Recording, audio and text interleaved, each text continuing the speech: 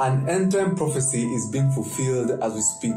At the time of the recording of this video, 1,400 Israelis, 289 of which are IDF soldiers, 2,800 Palestinians and 30 Americans are dead, gone, because of the Hamas-Israeli conflict. And something that started as the worst civilian attack on Israel since the Holocaust is now growing into something that might spiral out of control unless decisive action is taken and taken soon. Yet, amidst all this, the Christian community remains unsettled, more polarized than before, taking sides all over social media, mostly over superficial, psychological, religious, and geopolitical arguments, instead of reading between the lines, peeling off the layers, and focusing on what really are the biggest concerns of a Christian as far as this war is concerned. And in this video, I am going to show you some of those concerns and prophecies that every Christian should know about the Israel-Hamas conflict. A quick word before we get into this. I want to appreciate how sensitive this topic is. So don't expect this to be a video where I take sides as to who's more qualified to commit violence. All I'm going to do is show you some facts about this war, share with you some key biblical verses and prophecies as we discover what view I think Christians should have concerning this war. So as we begin, I'm going to give you a little bit of context about this war.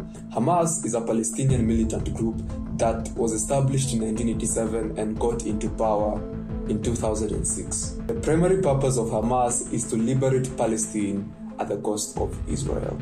Yes, in their 1988 charter, Hamas insisted that Palestine is an Islamic homeland that can never be surrendered to non-Muslims, and that waging the holy war against Israel is a religious duty of all Palestinian Muslims. As a matter of fact, just a few days ago, on October 10th, I believe, as a result of the Hamas invasion, a former Hamas leader called for a global jihad in support of the Hamas attack in Israel. But context aside, what is more surprising other than the purpose of Hamas is the meaning behind the name Hamas. As far as the militant group is concerned, Hamas is only an acronym for a statement which, when translated to English, means Islamic Resistance Movement. But there's a second meaning, which is a little more mind-blowing. As a matter of fact, the name Hamas is in the Bible.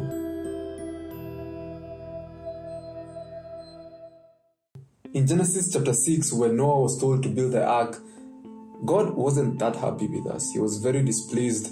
As a matter of fact, he was sorry that he made us. Why, you ask? Because in Genesis chapter 6 verse 11, the Bible is written, the earth was corrupt and filled with violence.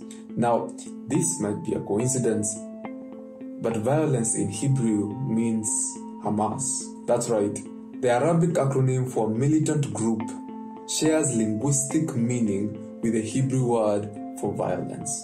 Again, I said this might be a coincidence, but the fact that the Arabic and Hebrew languages are bidirectional, similar, both Semitic languages, doesn't really help the case. And as if that's not enough, this is the first time you're seeing the word Hamas, violence, in scripture, when during the days of Noah.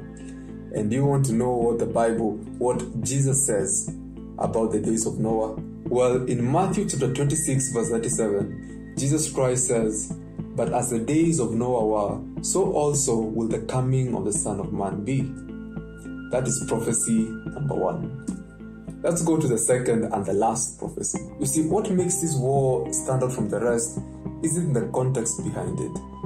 There's been turmoil all over Palestine and Israel for a very long time. What makes this war stand out are the tactics. Unlike the war between Russia and Ukraine, Israel versus Hamas is not a military war.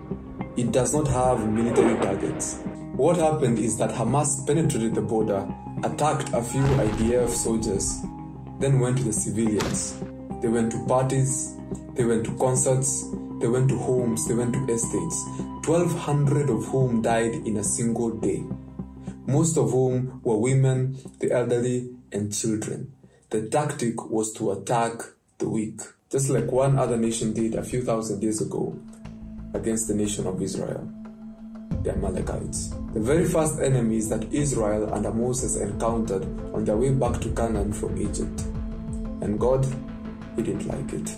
Because when the Amalekites used this horrific tactic against the Israelites, listen to what God says about Amalek. Write this for memorial in the book and recount it in the hearing of Joshua, that I will utterly blot out Amalek from under heaven. And Moses built an altar and called its name, The Lord is my banner. For he said, because the Lord has sworn, the Lord will have war with Amalek from generation to generation. Just so you know, Hamas isn't Amalek. The Palestinians are not the Amalekites. The Amalekites are gone. When God says he will blot you out from under heaven, he means that. But I believe the spirit of Amalek still exists. And I believe that is what Moses meant when he said that the Lord will deal with Amalek from generation to generation. So that even now, when not just Hamas, but many other terror groups employ the tactic of using the weak as shields or attacking the weak, God can battle against them.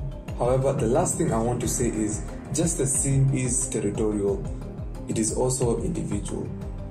In the book of Revelations, we are told that God will judge the nations, but also he will judge everyone according to his own iniquity. And that is why I am not taking any side as far as this war is concerned. So for you as a Christian, don't pray for Israel alone or Palestine alone. Please pray for peace. There are as many Christian Palestinians as there are unbelieving Palestinians who need to hear about the gospel of Christ. In the same way, actually, there are so many secular Jews who, if Christ came today, would not see heaven. And this was the grief of Paul, so much so that he wanted to give up his own salvation in Romans chapter 9, I think verse 2 or 3, just so that his fellow Israelites could receive salvation. In his last hour with his disciples, just before he died, Jesus Christ told them to watch and pray that they may not fall into temptation. I made this video because most of us pray without watching. We fall into the temptation of engaging in senseless arguments online, picking sides where we should actually be praying for peace. These are the end times, just as they were in the days of Noah. The wars and rumors of wars, clear indicators that these are the times ushering the coming back of Jesus Christ. And instead of trying to pick a side, why not pray for peace? And because he's coming back, pray that these souls that are being lost to war receive Christ before it's too late. Because the only way to heaven is and will always remain to be Jesus Christ. Not your bloodline, not your geopolitical location, not your history, but Jesus. Otherwise, that is all I have for you guys today. Thank you so much for tuning in to The King Christian. Would you like and share the video? And if you haven't subscribed yet, subscribe and become a King Christian today. Otherwise, my name is Roikin Mwanda, and this is The King Christian. I'll see you on the next one.